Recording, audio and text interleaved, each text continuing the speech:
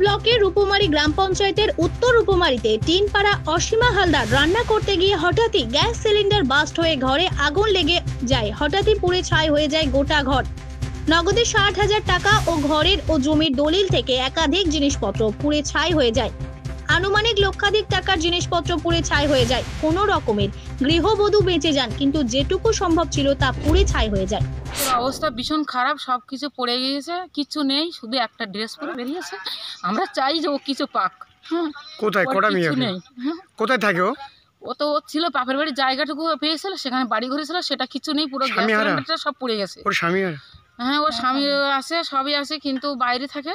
আর ওর কিছু নেই, ওর যেটুকু পুড়ে বেরিয়েছিল সেইটুকু ড্রেস। কি চাইছো এখন তোমরা গ্রামবাসী? আমরা গ্রামবাসী বলছি ওর কিছু নেই, ওর সবাই সাহায্য করো, কেননা ওর অসহায় পরিবার কোনো সাহায্য পায় তার দাবি করছেন তিনি।